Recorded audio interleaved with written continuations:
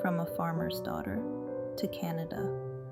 I was born as a farmer's daughter, a simple girl growing up in a small countryside town. When I was 15 years old, my parents separated, but that never destroyed me. Instead, it made me stronger. My life began to change when my mother married a Canadian man. At that time, Canada was only a summer vacation place for me, a place to visit, have fun, and then go back home. I never thought that one day I would actually have to live here until everything changed. This time I wasn't coming for vacation anymore. This was the beginning of a new life. I left Thailand with tears in my eyes because I was still young. I still had people I loved and a life I was deeply connected to there. And deep down, I knew this goodbye might be the last time I would ever see him. Starting a new life in Canada was not easy, especially during those freezing minus 30 degrees Celsius days.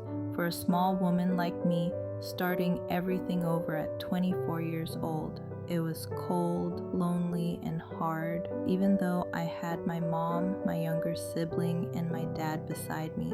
Having to go out alone, go places alone, and live independently was something I was never used to.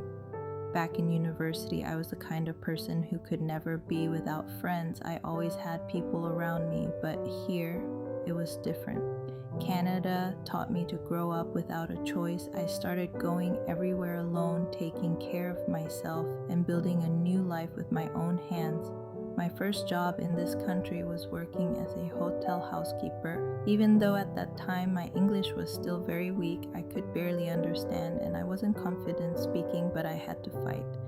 Because I knew if I didn't fight, my life would never change, and in the end, my patience was not wasted. I was promoted to supervisor in a short time. From a countryside girl who started from zero, I was slowly building my own life.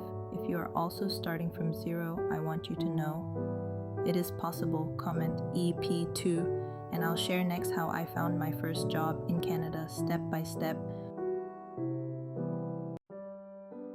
The day my life fell apart and I had to start again, I met a man and my life changed. We had not been together for long when I became pregnant. A wedding had to happen. Even though we barely knew each other well enough, we lived together, but there was no happiness at all. We had 2 children together, but every day of my life was being a housewife, working and taking care of my children. No friends, no one, only silence.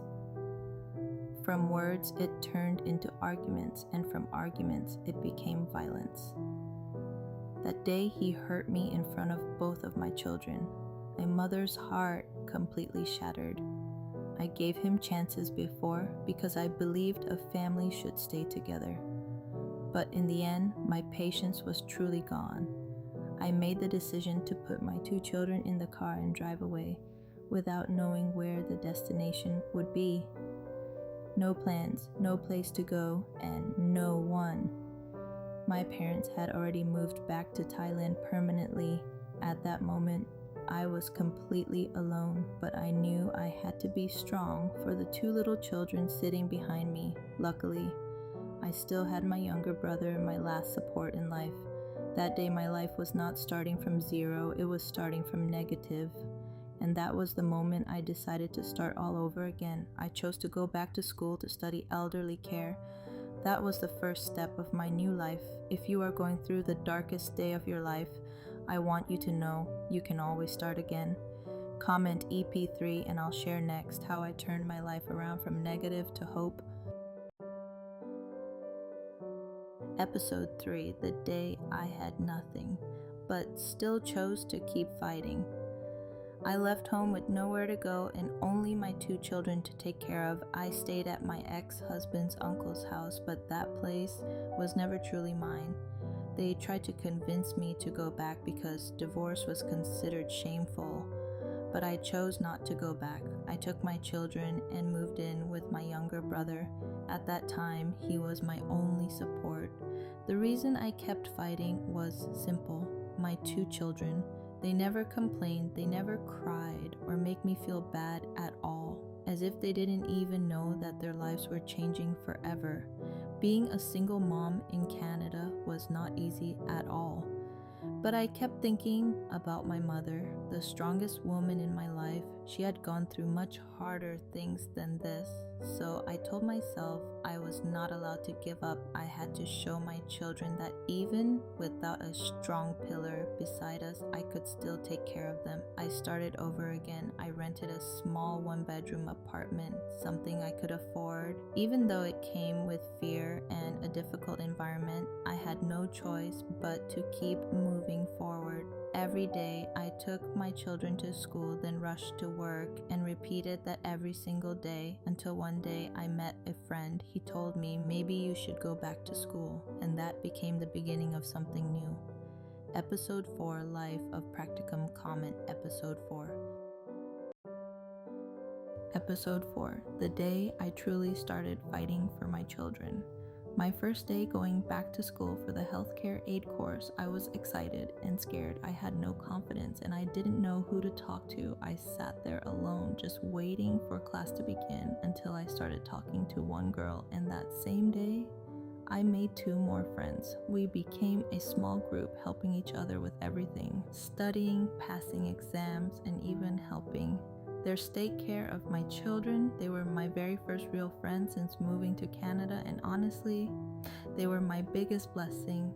Every day started at 5 a.m. I took my children to daycare, then rushed to catch the bus to school at night. I studied until late because I had to work harder than everyone else because my English was still weak. After school, I went to my part-time job, then rushed to pick up my children. Life repeated like this every single day. Was I tired? Honestly, I forgot what tired felt like because I didn't even have time to feel discouraged. Everything I did was for my children. We slept in the same room on the same bed. Every night I waited until they fell asleep. Then quietly I got up again to study until midnight. Life was heavy, but for a mother this was happiness. My children were the reason I kept getting up and fighting every day. And every morning I looked at myself and said, "You're doing great, don't stop, keep going." Episode 5 will be about what life was really like inside the classroom in Canada. Episode 5, the day my world started getting bigger. I still couldn't believe how I had made it this far. My English was still very weak, reading, writing, and speaking, but I was lucky because I had friends. They helped me with everything, with studying, understanding lessons, and even helping take care of my children. We became closer every day, even though we came from different countries, different languages, and different cultures. What connected us was care and kindness, and that made us a small family. In that group, I became close to one male friend, and that was the moment I slowly started to open my heart again, but not completely, because I was still afraid of being hurt again. We stayed as friends, but we always cared for each other. The time in the classroom opened a new world for me. It helped me grow from a girl who never cared much about studying to someone who was trying harder than ever before because I didn't want to disappoint myself again. We studied for 4 months and had 2 more months of practicum training. During practicums, some days my children got sick and couldn't go to daycare, but I still had to go to training, so I asked if I could bring them with me. And to my surprise, they welcomed us with open hearts. They said, "Children bring life and happiness to this place." My children's smiles made many elderly patients laugh again, and for some people who had no family at all, those little moments became their small happiness. That was when I realized what I was doing was not only valuable for me, it also mattered to other people. I wanted my children to see what their mother does, how hard she works, and how much she fights for them every day. And inside all that exhaustion, there was still happiness. The smiles of my children and my patients became the reason I kept moving forward every single day. Episode 6 will be about how my life truly started changing through home care work. Episode 7, my first paycheck. That day, I didn't just receive my first paycheck, but I got my dignity back after I started working seriously in home care. my life slowly began to change little by little. From someone who used to worry about how I would pay rent that month, today I started having a stable income. I could pay for rent, daycare, and food, and take care of my children all by myself. It may not have been a luxurious life, but it was a life that I built with my own hands. That first paycheck from being a caregiver was not just money, it was the pride of being a mother. I still remember clearly the day I held that check. I have worked with this company from 2019 until today. I sat there looking at that check and tears started falling because I knew today I made it. I no longer had to wait for someone to help me. I no longer had to depend on anyone to take care of me. I was truly standing on my own, and that was the day I started believing I had chosen the right path in life. For a mother, there is nothing more valuable than knowing your children will never have to go without again. Episode 8 will be about how I went from being a caregiver to building my own business. Episode 8, From Caregiver to Building My Own Business. Let me take you back to a certain chapter of my life. During that time, the same man I once told you about, the one I slowly opened my heart to. We had grown apart after graduation, but one day, we found our way back to each other again. At that time, I had been divorced for about 5 years, but deep inside, I was still afraid because the pain from my previous marriage was still living in my heart. But this man came into my life and changed everything for me and my children. He taught my children that the word father does not always mean the person who gave you life, but the person who stays beside you, protects you, and loves you sincerely. He made my children accept him with love. From the days when they only had mom, today they have another man who loves them, who takes care of them, and of course their mother too. He made our lives better. He made us feel safe, both physically and emotionally. We both worked in a healthcare field, and to build a stable future for our family. With our experience in elderly care, we both agreed that if one day we were going to have our own business, we wanted to do what we truly love and what we are best at. And that was caring for seniors, even though it meant starting from zero all over again. This time we had a clearer goal. Our company started as a small private business, and we began finding our own clients from someone who once had nothing. Today I am building something that truly belongs to me. Episode 9 will be about how our company started to grow. Episode 1.1, How I Came to Canada and Why This Man Matters So Much. I want to go back to episode 1 because there is one person I cannot skip without talking about him first. In episode 1, I mentioned that my mother married a Canadian man.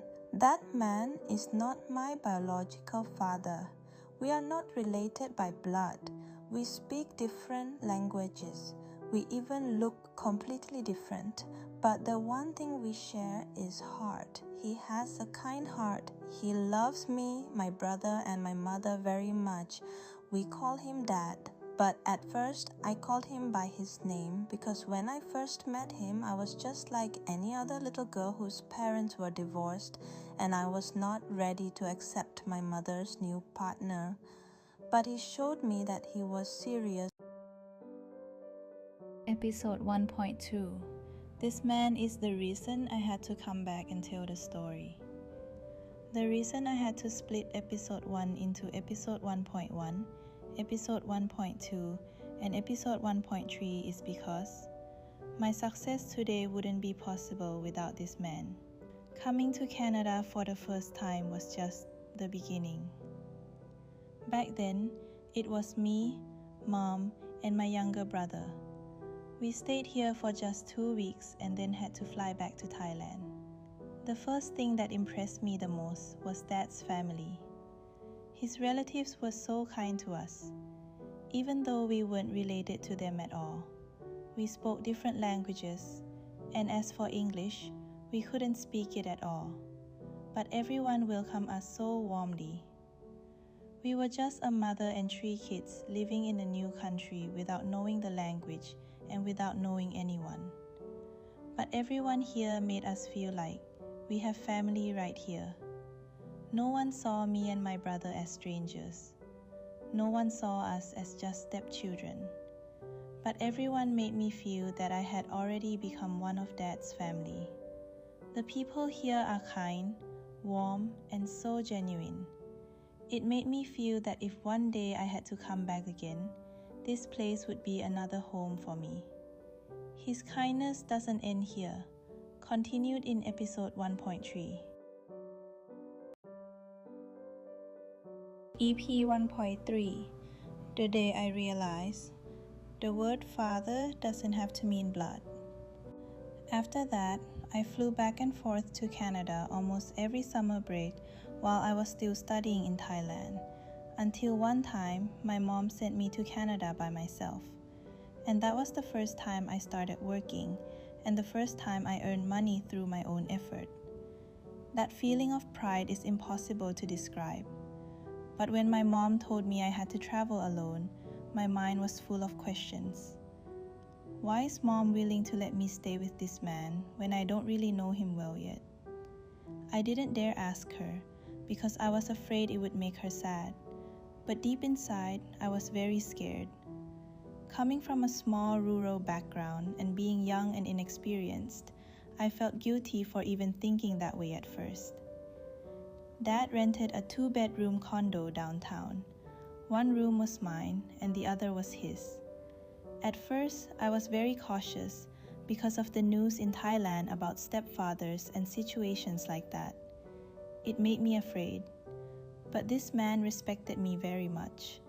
Every time he wanted to talk to me, if I was in my room, he would knock on the door and wait until I opened it myself. Every day, I walked to work. When I came back, Dad would always ask, "Are you tired? How was your day?" Some days, he would sit beside me and massage my feet. That day, I felt the most guilty for ever thinking badly about him. He showed me that the word father fits him the most. Even though he never had children, never had his own family, he still took care of us in the best possible way. From that day on, I knew this man was someone our family would never forget to be grateful for, because he truly did everything for us. Even today, although he and my mom no longer live in Canada, he still calls his relatives and always reminds them, "Please help take care of my children." What I received was love just like from real family. We never felt like we were missing anything. Everyone became aunts, uncles, brothers, sisters, and this was my first family when I moved to Canada. Even now, I still don't know how to thank this man properly, because the word thank you may not be enough for everything he has done. He is not my biological father, but he fulfilled the role perfectly. He didn't just give me an opportunity, he gave me a new life. He gave me a home, warmth, safety, and the feeling that I have a family. He never once said anything that made me uncomfortable, but everything he did taught me that true love doesn't always need to be spoken. It exists in the small things: care, protection, respect, and never abandoning each other. This man made me believe that. Episode 91/1. The day the dream started taking shape. After we made the decision to open our own company, we didn't start with a big sum of money. We started with courage, belief, and the experience we had. We had no investors, no one paving the way for us, just the two of us who believed that we can do it. We did everything together, from paperwork, registering the company, finding clients, finding employees, to building credibility. At first, it wasn't easy at all. Some days we had no customers. Some months the income wasn't enough. But we never gave up, because we knew that this wasn't just a business. It was the future of our family. Becoming business owners didn't happen in a single day. It came from never stopping the fight, not even for one day. Episode 10 will continue with how our first customer changed our lives.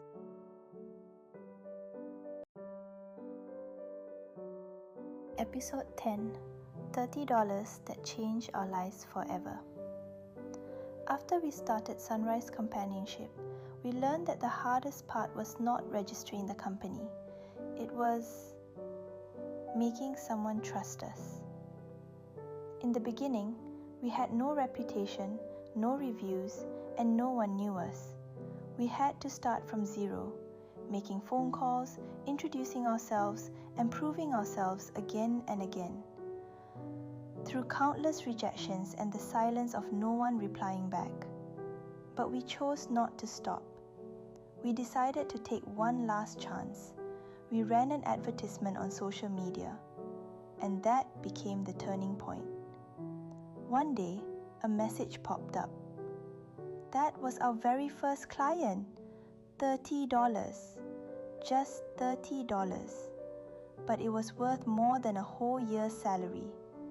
The day we received that very first payment, $30 from our first client, it meant more than working a full month for a paycheck. It was not just money. It was proof. A stamp of confidence that our dream was finally becoming real. At that moment, the two of us hugged each other tightly, happy, excited, and overwhelmed. Tears came out without us even realizing it. It was a feeling that truly cannot be explained. It was pride, the pride of knowing we had made it through all the fear. We cared for that client like family, with hearts full of gratitude. And that is why our very first client became the person who changed our lives forever.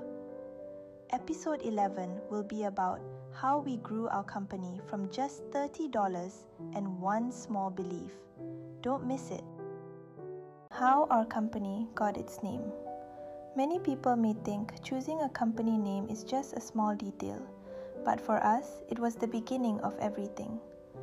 We spent a long time thinking about it, because we didn't just want a name that sounded good. We wanted a name with real meaning, a name that reflects who we are, what we do, and how we care for people. In the end, we chose the name Sunrise Companionship Incorporated. Sunrise means the rising of the sun. It represents a new beginning, just like my life, starting over again from the days when I had nothing. And there is another very special reason. My name, Puntiva, also means sunrise. It is a beautiful meaning, and I have to thank my parents for choosing this name for me. It feels like they gave me a blessing for my life from the very beginning. Honestly, my name, Puntiva, was the spark that inspired us to choose the word sunrise for our company name. Because it is not just about the sun rising. It means hope, new beginnings, and the light of life. Just like the path I have walked through from my darkest days to the day I found my own light. I also can't thank my partner enough for trusting me, for believing in me, and for agreeing with me that my name could be the beginning of something successful. His trust gave me confidence, and together we turned that small idea into something real. And companionship does not just mean caregiving. It means being beside someone, being a friend, being family, and caring with heart. Because for us, seniors do not only need someone to care for them, they need someone who makes them feel they are not alone. That is why this company name means so much to us. It is not just a business name, it is our purpose, our heart, and our intention. EP ที่ 11 พลังวิเศษที่มองไม่เห็นผู้ชายผู้เป็นเบื้องหลังความสำเร็จหลังจากที่เราได้รับ30เหรียญแรกมาด้วยน้ำตาแห่งความดีใจหลายคนถามว่าเราต่อสู้ในวันที่เกือบจะถอดใจคำตอบไม่ได้อยู่ที่แผนธุรกิจที่สวยหรูแต่มันอยู่ในรอยยิ้มและคำพูดของผู้ชายคนหนึ่งที่เดินเข้ามาในชีวิตตอนที่เป็นมากกว่ากำลังใจ ในช่วงที่ชื่อ Sunrise Companionship ยังเป็นแค่ความหวังความฝันที่อยู่ห่างไกลชายคนนี้คือคนที่คอยบอกเราเสมอว่าเธอทำได้ในวันที่เราโดนปฏิเสธจนอยากจะหยุดเขาคือคนที่เป็นพลังบวกให้เราในวันที่เราเหนื่อยจนนอนไม่หลับเขาคือคนที่คอยรับฟังและช่วยหาทางออกเขาไม่ได้แค่ให้กำลังใจแต่เขาคือแหล่งพลังงานที่ทำให้เราเชื่อว่าหัวใจที่อยากดูแลคนอื่นของเรานั้นมีค่ามากพอที่จะกลายเป็นธุรกิจที่ยิ่งใหญ่ได้พลังที่ทำให้เรากล้าขยายการมีลูกค้าคนแรกว่ายากแล้วแต่การที่จะขยายบริษัทให้เติบโตนั้นยากกว่าแต่เพราะเขายืนอยู่ข้างๆให้เรากล้าตัดสินใจครั้งใหญ่เราไม่ได้สู้เพียงลำพังอีกต่อไปความเชื่อมั่นที่เขามีให้เรามันกลายเป็นความเชื่อมั่นที่เรามีให้ตัวเองและนั่นคือจุดเริ่มต้นที่ทำให้เราสามารถสร้างทีมที่เป็นมืออาชีพและในวันนี้เราไม่ได้อยากแค่เล่าเรื่องของเขาผ่านตัวอักษรแต่อยากให้ทุกคนได้เห็นได้ยินและรู้จักขุมพลังของเราคนนี้ให้มากขึ้นเราตั้งใจทำวิดีโอนี้ขึ้นมาเพื่อแนะนำให้ทุกคนได้รู้จักกับผู้ชายคนที่อยู่เบื้องหลังรอยยิ้มของ Sunrise Companionship ผู้ชายที่จะมาแชร์ว่าอะไรคือแรงผลักดันที่ทำให้เขายังคงเชื่อมั่นในตัวเราแม้ในวันที่เรายังมองไม่เห็นทางและในวันนี้เราไม่ได้อยากแค่เล่าเรื่องของเขาผ่านตัวอักษรแต่อยากให้ทุกคนได้เห็นได้ยินและรู้จักกับขุมพลังของเราคนนี้ให้มากขึ้นทุกคนสามารถติดตามเขาได้ในคลิปต่อไปขอบคุณค่ะ EP 12 Beyond Business Trust is our most valuable asset. From our very first client to the enduring faith built through word of mouth, we have never delivered just a service. We have cared for every individual as if they were our own family. I have always believed that when we care for one heart with everything we have, that sincerity becomes a bridge, naturally connecting us to the next. Today, as so many families entrust us with their loved ones and their most cherished hearts, I've come to realize that this is far more than just running a business. It is about trust, the most expensive asset and the most precious value one can possess when building a life in Canada. The key driver that has propelled us forward is a partnership that truly completes one another. William, the strategic frontline, our expert at the forefront, utilizing professional negotiation and problem-solving skills. He is the one who transforms anxiety into absolute confidence from the very first conversation. The foundation back-end system behind every success is a complex, meticulously planned system. Together, we have built this foundation with precision to support limitless growth. When a heart for service meets sharp strategy, magic happens. As co-founders, we are now ready to pass this blueprint for success on to everyone who is brave enough to dream alongside us. Lessons from the rice fields. Many people see who she is today, but they might not know that she started out as a simple farm girl. Her journey was never paved with rose petals. Growing up, the word weekend didn't exist for her while other kids were playing. She had to work every odd job she could find, just to make sure she had enough money for school on Monday. She admit, she used to feel a bit resentful. She wondered why life had to be so hard.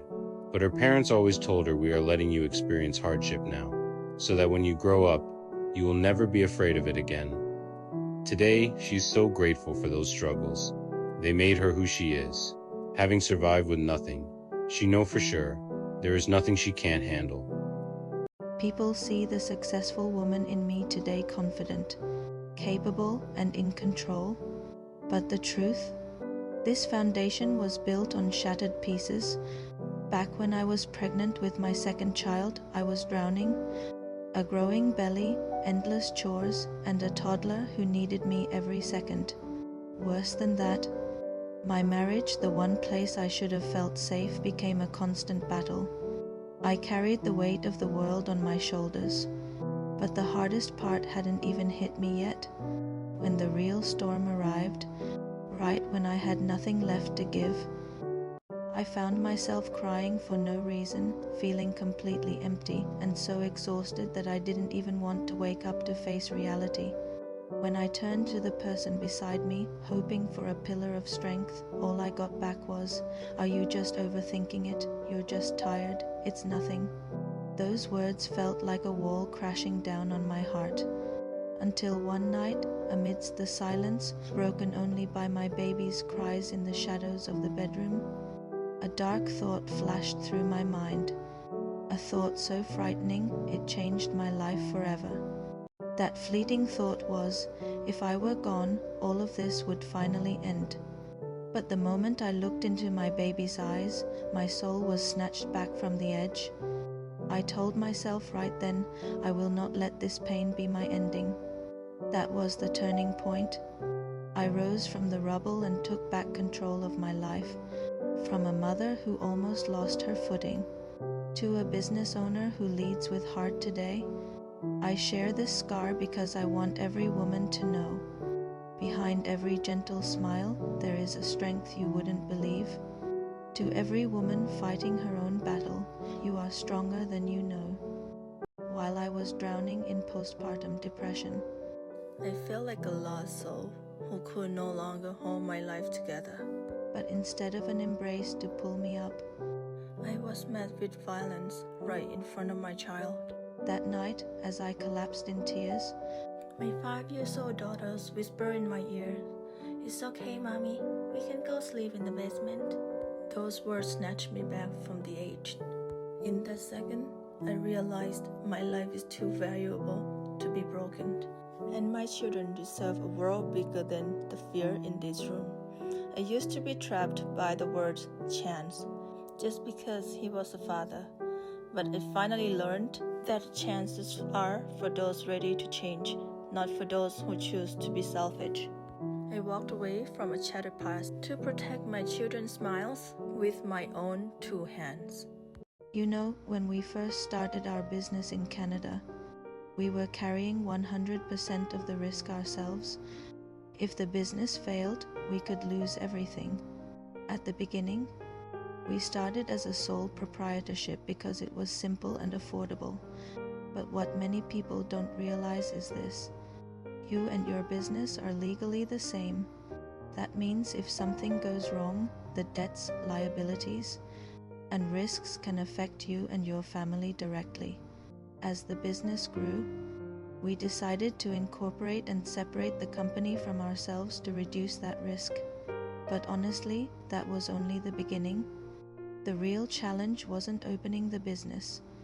It was building systems that could actually run professionally and sustainably. For a long time, the two of us did everything ourselves, like planning, building systems, solving problems, and handling every step personally. There were moments we felt completely exhausted, but that journey gave us the most valuable thing: real experience and systems that actually work. Today, we're ready to share those lessons and help others who want to start and grow a business in Canada the right way, with structure, stability, and long-term vision. If you're starting from zero like we once did, leave a comment. We'd love to connect with you. EP1. Many people think that once you start a company in Canada, life becomes easier, but no one really sees the reality behind it. During the day, both of us still work full-time jobs. After work, we immediately switch into business owner mode. My partner handles the main systems and operations of the company, while I take care of marketing, management tasks, and coordinating everything behind the scenes. Some nights, we stay up late clearing paperwork, replying to clients, organizing schedules, solving problems, and preparing for the next day. There were many times we were so exhausted we barely had time to rest. But the next morning, we still had to wake up and keep going, because what we are building is not just a business. It's the future of our family. At that time, we thought managing 2 jobs at once was already the hardest part.